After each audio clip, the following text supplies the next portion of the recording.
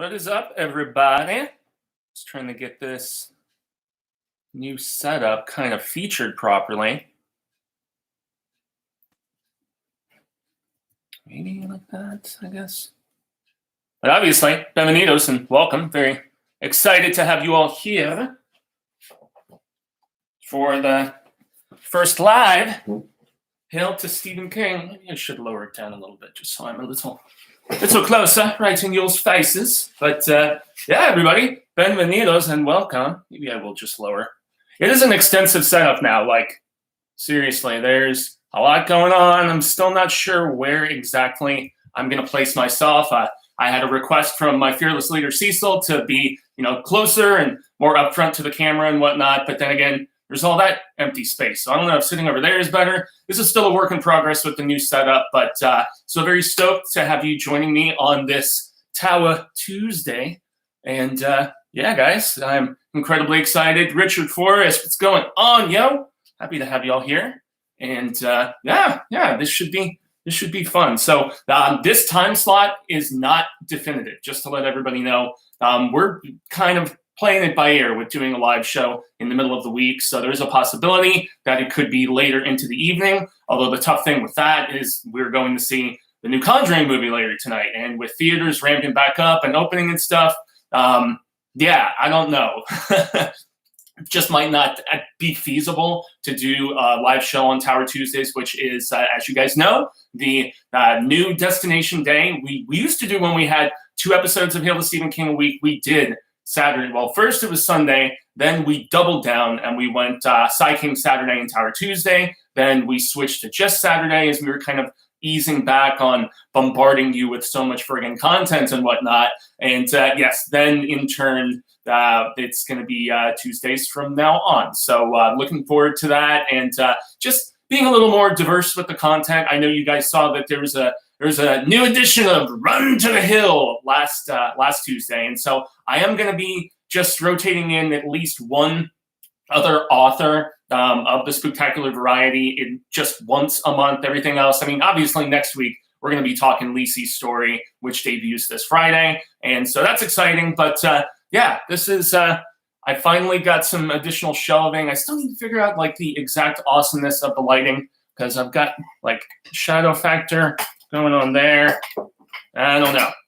We're still figuring it out. And I was initially going to try out the camera on my new computer, but didn't end up getting the chance to do that. Not much. What's going on with you? Well, I'm excited to be talking End of Watch before I head out this evening to go and see The Conjuring, The Devil Made Me Do It with Marcia and Cecil. So we are stoked about that.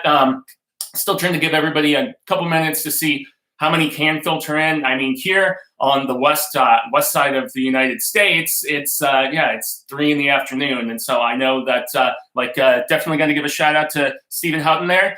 Greetings from Liverpool. What is going on, good sir? So I know maybe something like this makes a little more sense on the other side of the pond, but I know it is still so much later. I think you guys are like 10 or 12 hours ahead. I can't remember the specifics, or maybe it's only 8. I can't recall specifics at the moment. But yeah, guys, we are going to just start things proper. I'm going to get a drink of my water, and we will get it rocking proper. All right. Long days and pleasant nights, fellow travelers along the path of the beam. I am known on this level of the tower, which is back here now, as Jaime Fuego. And if you please, should join me here for a bit of palaver on Hail to Stephen King. That's right, homeboy that you see over there. But yes, all of the books behind me that I'm kind of blocking now. So I don't know, maybe I will shift that shelf a little bit more so that way, so I'm not blocking as much. But yeah, man, new setup with books in the proper lack of stackage, because I got so much crap from friends on like the Hail to Stephen King Facebook group and a few others that are like, no, you don't want to stack your books on top of each other, messes up the spines and things of that nature. But yeah, so I can actually prominently feature, even though they're kind of not as awesomely lit as I would like. But yeah, all of the deluxe editions down there. And then there's even more as we go further down. And yeah, all the comic books, all that rad status stuff. So yeah, it's nice to actually have everything kind of featured, more of the poppies and whatnot. But yes, everybody, we are here today to talk End of watch. As I described it in some of my social media posts, what I feel was kind of a divisive third and final entry in the Bill Hodges trilogy. And definitely got to give a shout out to Austin over there. Yeah, exactly. Hopefully looking at least a little bit more exciting of the visual appeal and stuff like that. But yeah, this was a book that, as I have talked about it previously, because I did do kind of an overview episode just discussing the Hodges trilogy in general, but I have done separate reviews for Mr. Mercedes and for Finders Keepers. I had yet to do that for this. And so this was actually released June 6th, I believe, as I consult all of the note skis here. June 7th, actually, June 7th of 2016. So it is just about early next week. It's going to be turning 5 years old. And so I haven't been very kind to this book in the past, unfortunately. Yes, what is going on? Bull Squad here. Cobra Kai, what is going on, good sir? So yeah, everybody, this is one that in the past when I've discussed it, I haven't been too kind to it. And not that I absolutely hated it, but I just wasn't the biggest fan of some of the things that Sai King decided to do. Most notably, the fact that like the first one was damn good, and then the second one I thought was even better. So he had set such a precedence, and then unfortunately he veered into some familiar territory in this third and final book, and I really wasn't a fan of the direction in which he went in. And I see a couple others. Yes, Long Days and Pleasant Nights to an AP 019, rocking the proper number. But yeah, I always talk about the burden of expectation on this channel, and it's real shit, man. It's a real thing. And that's because, you know, when the bar was set so high in my estimation, as I said, like the books got better and better in those first two installments, at least in my estimation. Art is subjective, so I always say.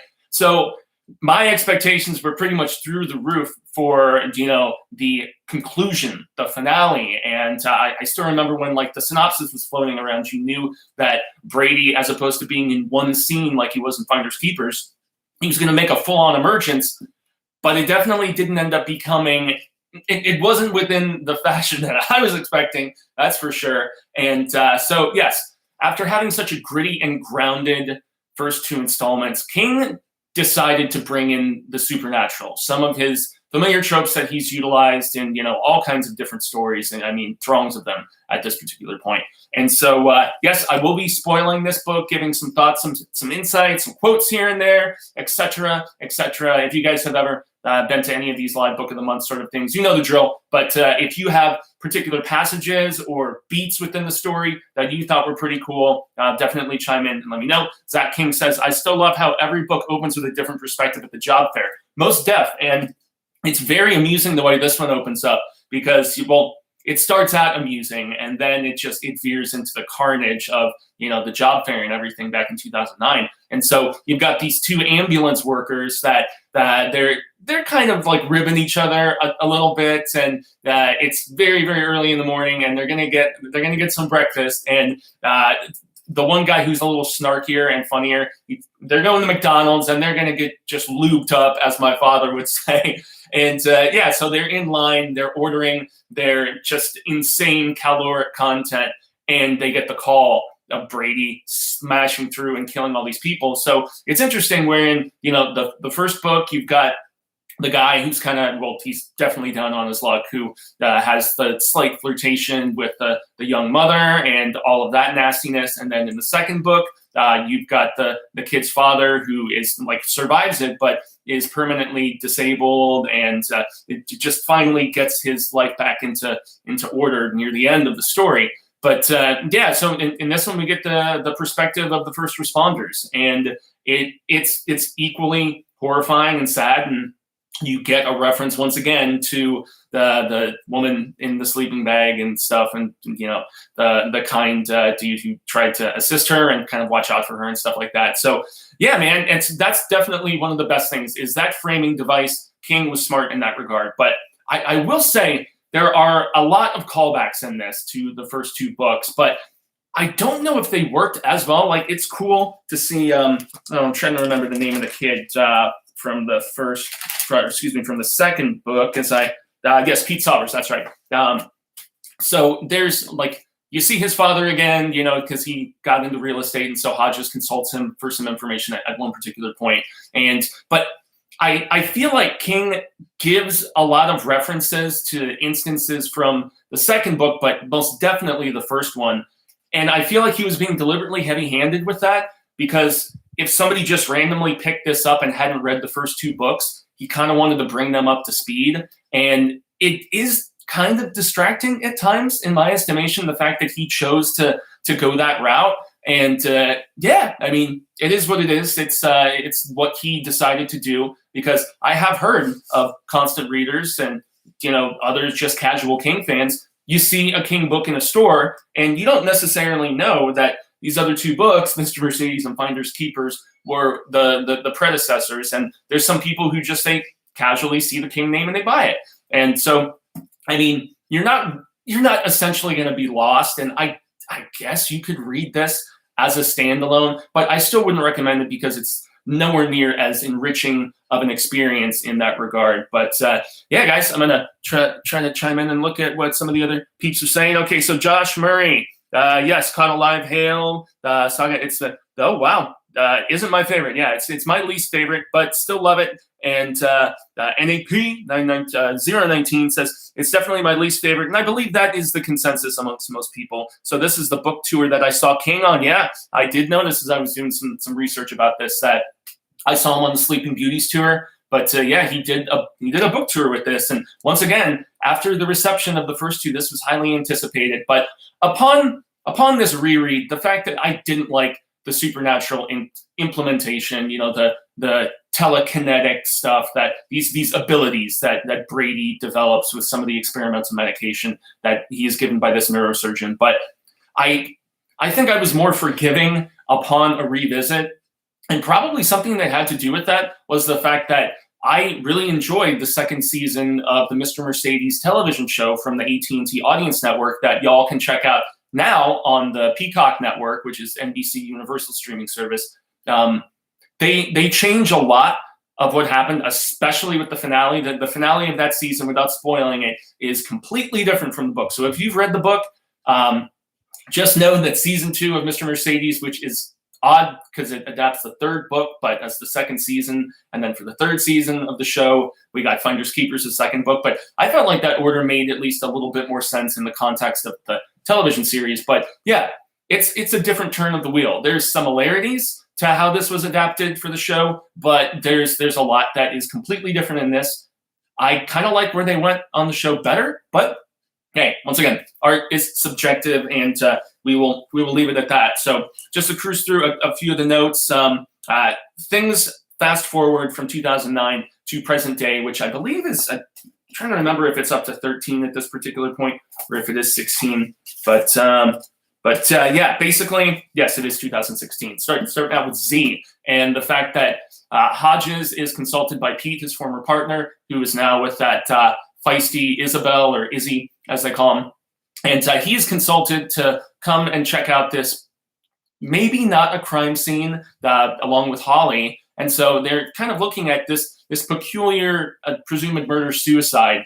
And it was a woman who was basically a paraplegic survivor after the Hartsfield incident. And there's just something very odd that Pete senses about it, hence consulting Hodges' opinion. They have stayed close and stuff. But it is amusing to see the kind of lady rivalry between Izzy's character and Holly. They don't like each other at all. It is a mutual sort of just skepticism, disrespect, and so on and so forth. And when they butt heads on that initial crime scene investigation, I think it's pretty cool. And Holly has become even more just forward and take charge, in the fact that she actually examines the scene more thoroughly than Pete and Izzy do. And that's when she discovers the thing that turns into the crux that made me not like this story very much. And that's because there's these weird, they describe them kind of like Game Boys, and you see it on the back of the hardcover here.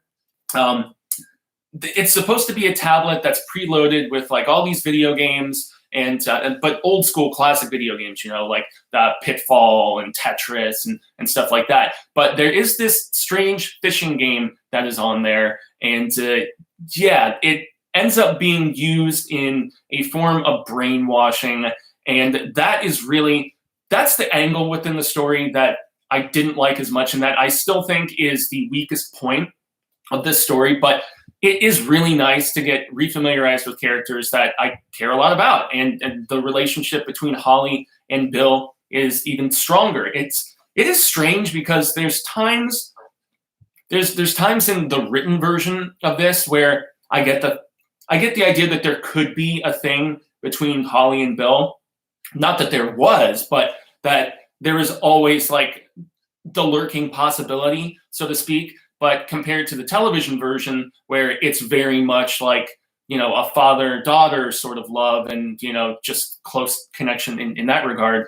I don't know. It's a little peculiar to me, but just to cruise through a few more notes, we do early on have an interesting reference to Inside View. And Inside View is the publication that Homie from, first mention of it was the reporter who goes after Johnny Smith in the Dead Zone. So that's fun just to get the reference to this like trashy tabloid like World News, whatever, or the Inquirer. But probably more so World News because that's where you saw like Bat Boy, all that different stuff back in the 80s and 90s. And so that same character from the Johnny Smith encounter in the Dead Zone does return and is the main character in Night Flyer, which was awesomely adapted with Miguel Ferrer. I can't recommend that film enough. I talk about it all the time. I wish it was streaming somewhere because the DVD is out of print and relatively expensive and difficult to track down. So I do love those like deeper references. And also another big one, which everybody knows is very on the nose and obvious, is the fact that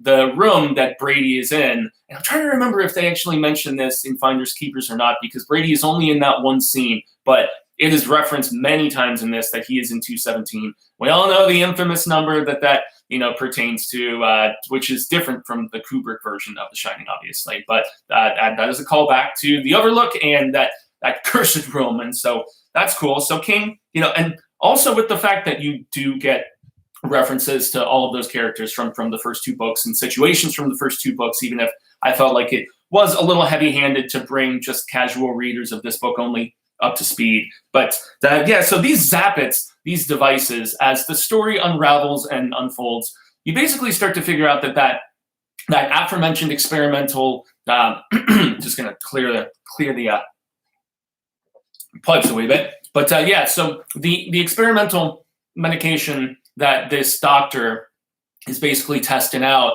on Brady has kind of, it's a combination of that and potentially, as they hint at, the fact that when he was bashed in the brain by Holly at the end of that first book, that sometimes that sort of just cranial damage can actually unlock different areas of the brain that, you know, a normal person wouldn't potentially be utilizing. So it is kind of a perfect storm situation, as I had forgotten that they hint at, because especially with the television series, it is more so just the fact that, yeah, he was given this weird drug and it just, you know, gave him these abilities. And man, it goes in such a different direction in the back half of the second season of that show. But that's not what we're talking about. And I'm not here to directly contend. But these zappets, these weird tablet things, Brady gets his hands on one from this particular, I guess he's, I'm trying to remember if he's like strictly janitorial or if he was just kind of like an orderly assistant of sorts. So that would be kind of above a janitor,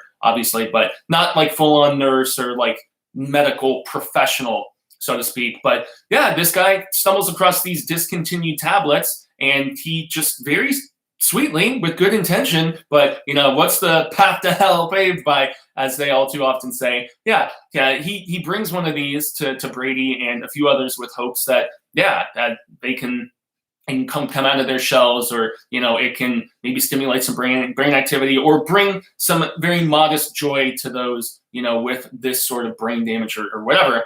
And Brady, along with that, you know, cranial whateverness and the drugs, the perfect storm, as I mentioned, he starts utilizing these zappets, and most specifically that fishing game to start taking people over.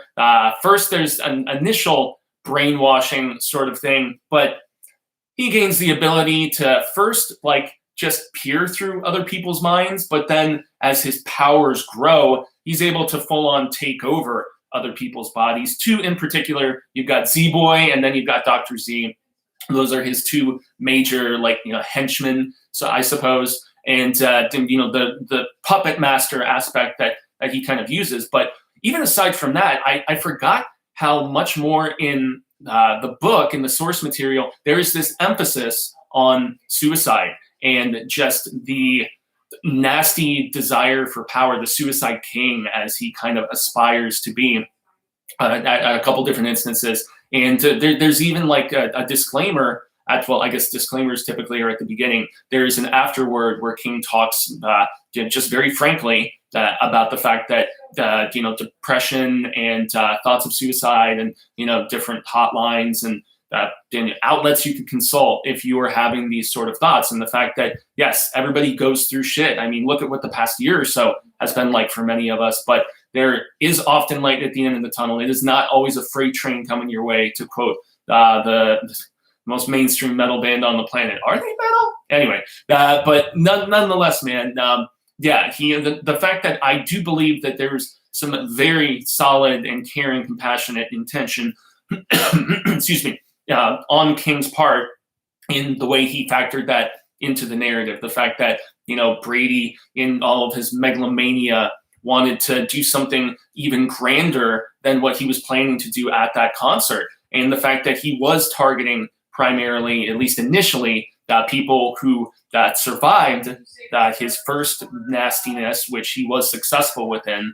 And then eventually, once the tablet brainwashing stuff is going down, that's when he's going after a lot of the kids especially, which is even so much more messed up, that were at the concert that he didn't get to take down. So his evil is definitely just defined even more so with these grand aspirations and the technological aspect of it. So Brady Hartsfield, I will definitely say that even though I disliked the end game of what, of taking the story and making it supernatural, I wish it had stayed gritty in that accord. But it makes me wonder how far ahead, because King says that he doesn't outline or any of that. So it makes me wonder how far ahead he was thinking about just that's what he planned to do with Brady. He wanted to just bring in his typical kind of tropiness and stuff like that. And it's expanded even further to a degree in The Outsider without spoiling anything for that book. But I'm going to jump back to the comments and try to give at least some more insight from all of you guys. Happy first Tuesday stream. Yes, much appreciated. I still love how, I already got to that one. Love the first two, but the supernatural stuff definitely ruined this one. Still enjoy the trilogy overall. Yeah, and that's the one thing, is that the camaraderie of the characters and the villainousness of Brady are so well written in that regard. I mean, I even grew to appreciate like Pete and Izzy for the just small doses of them that they get in this. And even though we get some Jerome, I do feel like he's underserved until the finale, and he is very, very much a part of that, obviously. And the end of this book still makes me tear up, man, and very, very different direction, obviously, than they went with on the television series. But okay, I'm going to keep jumping on. Josh Murray says, yes, Caught Alive Hail. Hodges Saga isn't my favorite, but I still love it. Definitely a biased Side King fan. Yeah, and that's the thing. You're just like, it's King, so it's still a lot better than many other things that you would potentially encounter. Another one from NAP19. It's definitely my least favorite of the trilogy, but okay, that's the book tour. That's it. We already mentioned. Out of topic, but picked up If It Bleeds today. Thanks for the company while reading it. Yeah, If It Bleeds, I mean, once again, you get another Holly story, so there you go. And Life of Chuck is the shit. I love that story so much. Holly actually drops the F-bomb in this, as opposed to fracking or whatever that's a frack. That's her favorite. I mean, Johnny Smith got hit in the head and gained mental power, so it would make sense that it would happen to Brady. True. And it's like Johnny Smith being a just everyman, good at heart, best intentioned sort of person. This is the opposite end of that spectrum. You're like, if somebody gets smashed in the head and gains powers, but they're not a good person, they are an evil turd. I guess that, Austin, that is always awesome insight from you, and that's something that I hadn't necessarily considered, but I just didn't want to see this story veer into that direction. And once again, personal, just personal thoughts on it. Zach King says, even though I knew it would have a happy, it would even though I knew it would have a happy ending, the scene with Jerome's sister at the end was intense as hell. Yeah, and I did like the fact that Barbara got to do more, that they explored just her being susceptible to it. And that is another aspect that I had forgotten, that the susceptibility was just, I mean, those who, they have disclaimers on everything after Pokemon, Pokemon or Chin Pokemon, if I'm going to reference South Park. But yeah, after there was that incident with the flashing lights on Pikachu's eyes or whatever, King even mentions it in the book, which I found funny. But there's various other films that have that like rapid flashing of various lights and stuff. I mean, I've been playing the new Tetris with Lady Catherine recently, and there's a disclaimer at the beginning of that game because it implements that sort of just rapid fluctuation of colors and flashes and stuff like that. So yeah, the fact that King very intriguingly, in my opinion, used that as kind of the crux and the way that Brady could hook these people, and the susceptibility of mind. He didn't make it into the fact that they were like simple-headed sort of people, because there was lots of others that just, it didn't do anything to him, and he was not able to get those proverbial hooks in. So continuing along, yep, I already mentioned Izzy versus Holly, how I thought that was funny. King,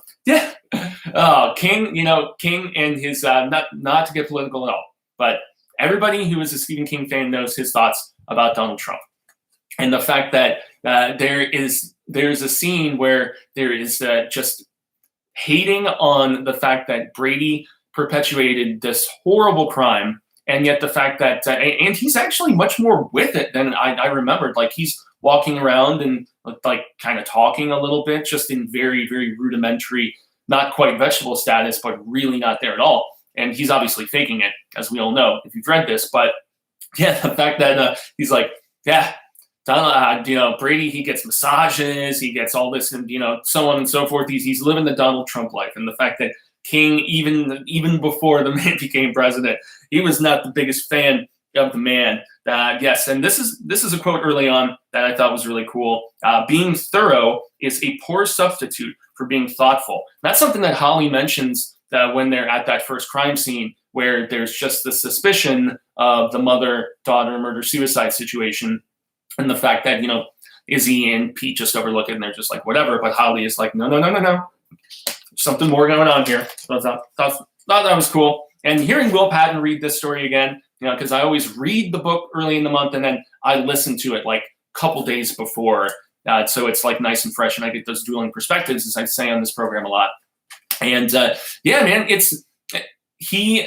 the way he voices Holly just amuses me immensely. And also hearing him sing the by the sea, by the beautiful sea. Yeah, it gets stuck in your head. And even at the very end of the book, they have it played on like an acoustic guitar or something. So that's pretty rad status. But also another quote that I enjoyed: the seeds sown in childhood hold deep roots. Yes, very much so. The stuff that's why, like, the bands we listen to as kids, the movies, television series, whatever sort of art we encounter, I feel like there will always be an eternal affinity for that stuff that you just really, really loved. Or also, if you like bad habits being hard things to break, if they set in and when you're a kid, I mean, it is difficult. So yeah, interesting. You don't get as much of that like very thoughtful insight about just life and observation and metaphor like you get in certain other King books, but there's still some nuggets of really solid stuff in here. Let's continue along, seeing where else everybody is. Okay, Zach King says, even though, okay, yep, we already got to that. Oh, Maddie's making a brief appearance. What is going on, good sir? Thank you very much for giving some insight, stopping on by. Is this 5 years old already? Yeah, definitely makes me feel old. Mr. Mercedes trilogy is just not my jam, and this is no exception. I think the Game Boy hypnosis and body hopping was a bit too out there, especially after what the first book set up.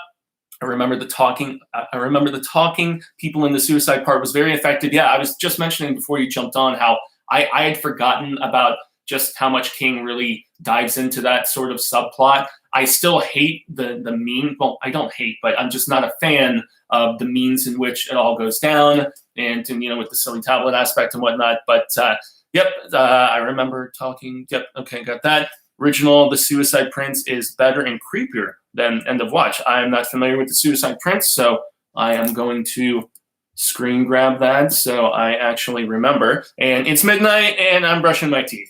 Well, thanks for stopping in, man, despite how late I know it is over on the other side of Zip Pond and everything for you. But yeah, so continuing along with a few other thoughts. I already kind of complained about the callbacks and the fact that there's so many to bring new readers up to speed if you hadn't gone through those others. So I'm not going to double down too much on that. It is cool that Jerome is in Arizona, building homes, working for Homes for Humanity, doing some stuff post-graduate, just humanitarian work. I thought, aside from when he goes into jive speech and tries to be funny with it, that feels like King just, I don't know if he's treading in the best territory with that. Just like the section entitled Blackish.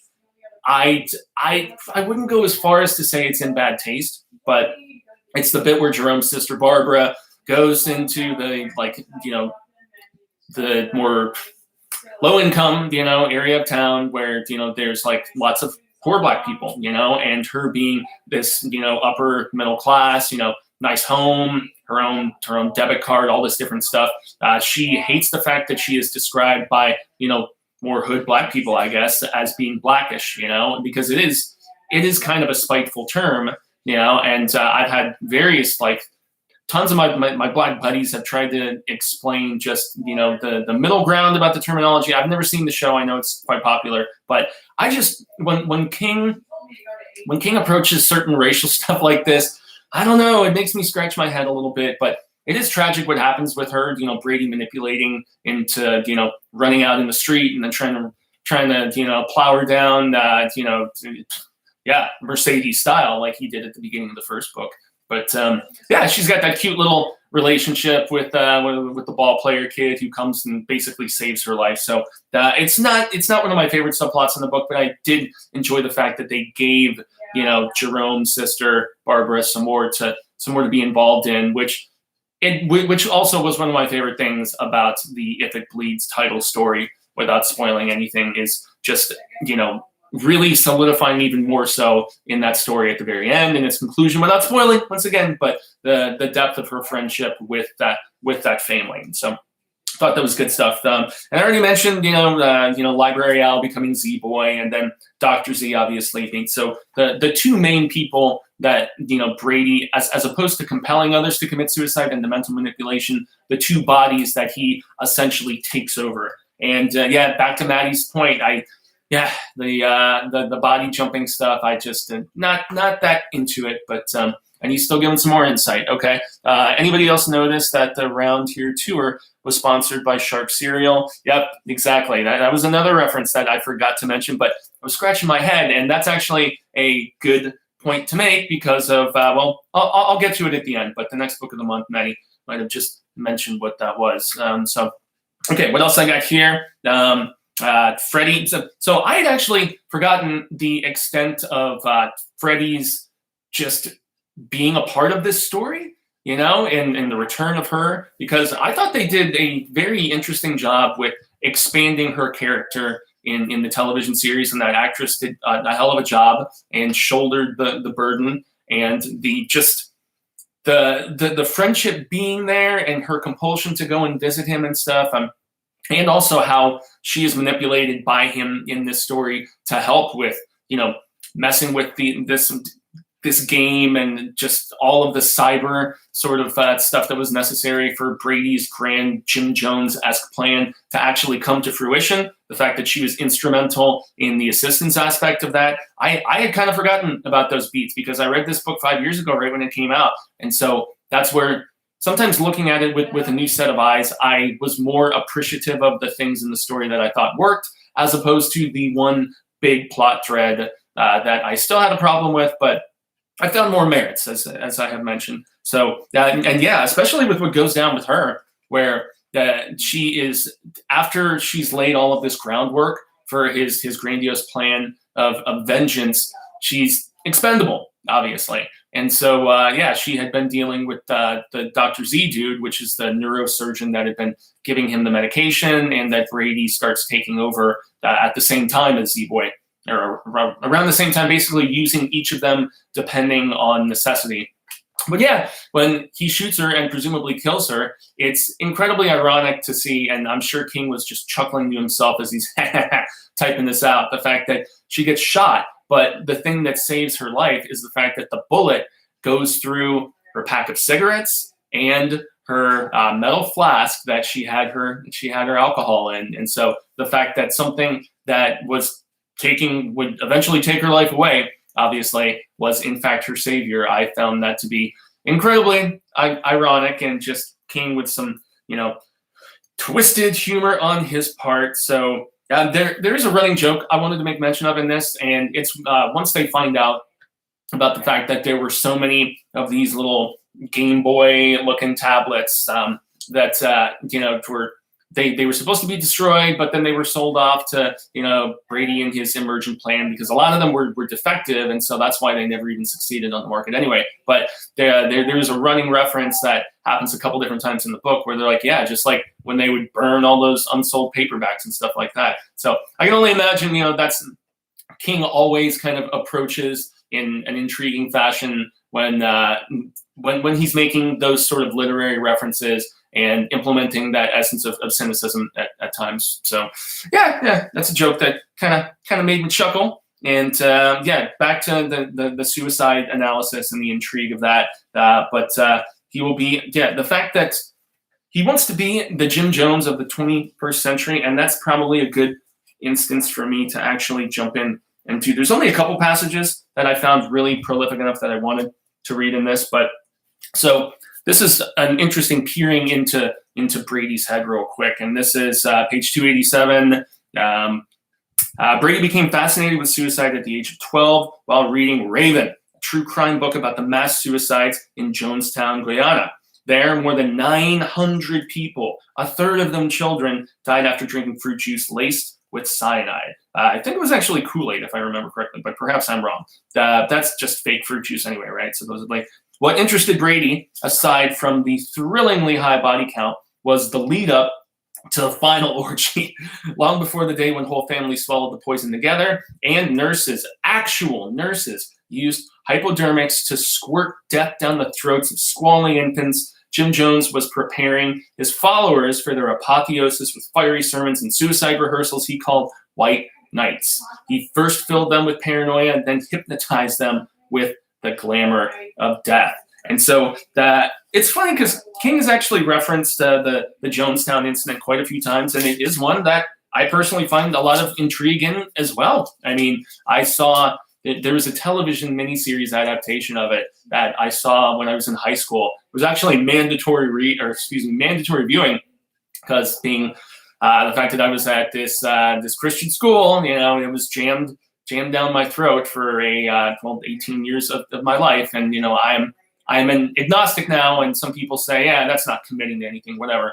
I'm not going to go into it, but I don't think any person in any feeble mortal mind can comprehend the magnificence of a deity. And so I don't think any religion has it right. But I mean, the essence of morality, there's some on the right track, whatever. But so I was not going to veer into that and open up that can of worms. But nevertheless, I found Jonestown to be frighteningly fascinating as well. It's just for somebody to find it inspiring like Brady is really, really freaking scary, I must say. So continuing on, those aspirations of inducing mass suicide, and the fact that he's going about it in this Ghost in the Machine sort of variety, it's not the most unique thing. And I see that Maddie rattled off. Oh, okay, I think just the last thing. Brady thinking Hodges knocked him into the coma and then discovering it was Holly is an interesting pinpoint. Don't remember if King does much with it. No, he honestly doesn't. And but there is reference to the fact that he thinks a few different times that he thinks that Brady had done it. And it's not till like late in the third act that you actually get the proper revelation. And Brady, just the vengeance he has for her, and not even being convinced at all once you have the finale when he's in the doctor's body fully and everything for the conclusion of the story. He doesn't believe Hodges for a second that this woman that is with him isn't said Holly Gibney. So there is that. And just cruising through this a little bit as well. Yeah, the fact that Jerome is susceptible, just like his sister Barbara, so it makes you wonder if it's a hereditary sort of situation for just having that sort of susceptibility to the flashing lights and the hypnosis that it brings about. But yeah, so that was a beat, and it was a beat that I liked, I must say. And also the fact that his sister, even after like getting away from Brady's clutches, essentially, I did like the way that she described it as the slimy taste of something awful swallowed while it was still alive, and the fact that she still has, even after getting out of his control, she still kind of feels it with her, and there's this lingering sort of just gross aftermath to the situation. And so I thought that was pretty dope too. I mean, King has some compelling passages in this. He seriously does, especially because that's the one thing I haven't mentioned just yet. In the midst of this situation escalating and becoming crazier than they could have even thought, and just more frightening and foreboding and then whatever else, Hodges is also dying throughout this book. And he's got this pancreatic cancer thing going on, and as opposed to seeking treatment immediately, he even puts off the initial visit when the doc is going to break the news to him. And so there's that. But his health is waning throughout the entirety of this. And there's one, as Hodges is really coming to terms with his own mortality, but also still being so virtuous. And that's something that I really admire about the character, especially when he is facing down his own death, but he still is admirable enough and virtuous enough to be willing to lay down his own life to go after this sick fuck, and and not be concerned with himself. Like he is a very selfless character, and for that reason, even if I don't like this finale that much, I find appreciation within the Hodges character, especially because it's that sort of just deep moral fiber that you have from a character like Johnny Smith, where you're willing to sacrifice yourself for the greater good of others, and put his own health, just push that aside. And so here's a passage, page 338 right here, where I'm not going to read the first bits of it because Hodges is trying to drop a deuce, and that he's just having this horrible pain in his midsection. And he came in here to take a shit, an ordinary excretory function he's been performing all his life, but when he started to strain, the left half of his midsection went nuclear. It makes his previous pain seem like a bunch of warm-up notes before the full concert begins. And if it's this bad now, he dreads to think what may lie ahead. No, he thinks dread is the wrong word. Terror is the right one. For the first time in my life, I'm terrified of the future, where I see everything that I am or ever was first submerged, then erased. If the pain itself doesn't do it, the heavier drugs they give me to stifle it will. And so, he's popping these pain pills like the entire time and just trying his damnedest to maintain some essence of composure. And he doesn't even want to tell like Holly and Jerome at first. And Holly, being the little snoop that she is, she finds it out before he even tells her. And so that is like that is happening simultaneously. His health is just going down the drain as he is dealing with just this immense, insane situation. So props to just the sound character of our main character there. So Izzy Pete, they have their blowout and stuff, and of course they make sweet makeup and stuff. But the fact that she is in so much denial that the current partner of Bill's former partner in Pete, they have this disagreement because of the fact that Pete is really starting to believe more so and more so that the situation is much heavier than what Izzy wants to admit. And the fact that she is trying to climb the ladder, she's willing to overlook, just the seriousness of this because she doesn't want to act like, they dropped the ball at all because it would reflect so poorly on her. And so she's kind of a beezy character, I want to say. And when they have their blow up and Pete calls Bill later in the story and he's like, the case is the boss and it leads you where it does. And okay, the case is the boss and you go where it leads you. No ducking, you pick it up, no handing off, you just follow the red tape all the way home. And so the fact that Bill even rubbed off on his partner to just, just really stick with it and don't take the easy road and don't overlook things and, lazy police work and stuff like that. So, Pete is a character I feel like it's a little more developed here. I mean, he's not a major player per se or anything, but he's one that I actually enjoy. And the fact that he does join up with Holly after the end of this, which we will get to shortly because we have been going almost 45 minutes, and I do have to get ready to head out to this screening of The Conjuring. But what's this other quote that I had? Okay. I have great obstacles, but also extraordinary weapons. Oh, Brady, they're just the delusions of grandeur. My God, just the viciousness of this character. And once the suicides start happening, man, here was one by this gay teenager that is just heartbreaking, man. And I had various friends as they were, as I was growing up, that were suicidal as they were coming to acceptance with their sexuality. Because, being in a Christian school, a lot of my friends knew how their parents would react. And it's so sickening and so sad that as opposed to just finding acceptance and respect and everything that individual deserves, any human being deserves, obviously, unless you're out there doing the deplorable acts like Brady, everyone deserves to be, loved and respected. And that's just, it feels like common sense to me. But yeah, that's a really rough beat in the book too, in my estimation. And yes, King with his constant literary quotes. That's one thing that his characters do. King has his go-tos, and the fact that characters in just about every single book of his, they're like, yeah, I'm thinking back to this movie that I saw when I was young, or I'm thinking back to this book I read. Like, he does that very, very prevalently, as I said, in every single one of his stories, probably, at least his novels. Maybe not in every single one of his short stories. Definitely not that. But the fact that he is very adept at using those sort of just examples and metaphorical comparisons to get points across to people in a just very easy, just, spoon-fed fashion. You don't, for those of a slight less intellectual, whatever, and I'm not trying to, demean anybody or bemoan or whatever, but it's very accessible. It's not, and that is a skill. I think it really is. So, take my opinion for what it is worth, obviously. But so we have the big confrontation in this, which we don't get a courtroom battle, like we have in the second season of the show.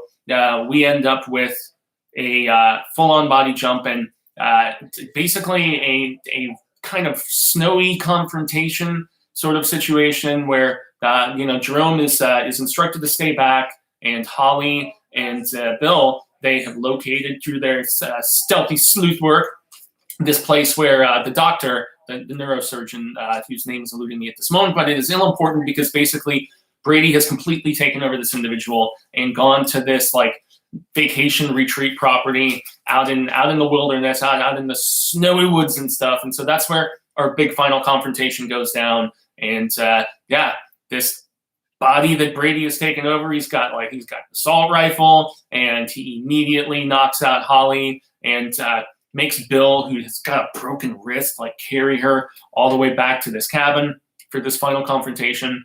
And stuff, Holly's playing possum a little bit, which, once again, she rises to the occasion in these situations over and over and over. And it really impresses me. And just the development of the character, even if, yes, a lot of us are sick of Holly after 5 different stories at this point, including If It Bleeds, Jimbus Crimbus. So I know a lot of people don't want to see her pop up in Billy Summers in August, but I guess we shall see if that happens. But, her love and affinity for Bill, the fact that he, Kermie, basically became her best friend, and Jerome and Barbara and their whole family, being a close second. And she has this monologue, this dialogue, I guess, it's not a film, obviously, but she has this moment at the very end of the book because they thwart with the assistance of Jerome. They finally take down Brady when he, rides up on that vehicle and takes him down. So that therein lies some irony in the fact that he is taken down and killed finally by a motorized vehicle. Not nowhere near as big and formidable as what he plowed through all those people. But nonetheless, there is just a sense of cathartic irony to the way he finally goes down in the body of this doctor and is finally dead.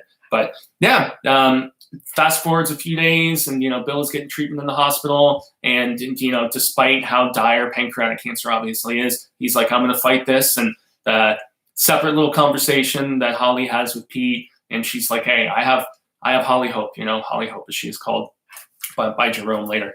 And so, but Bill doesn't make it. We fast forward a number of months, and it's a few days after his funeral, and it's a very tender, tear jerker kind of moment, man, I have to say. And she's like, he was my best friend, and it's very strange how I met him at a funeral, and then the last time is at a funeral, not last time I ever got to see him. And just that's the wheel of Ka coming full circle, right? But yeah, just the fact that she was giving him so much credit and gratitude and thanks for the fact that he helped her get out of her shell. He helped her become an adult. I'm an adult, and it's very sweet and very sad. And I was genuinely, I remembered that bit. Obviously, it was one of my favorite parts in the entire trilogy, just because it brought me to tears a little bit, man. I definitely shed them. Yeah.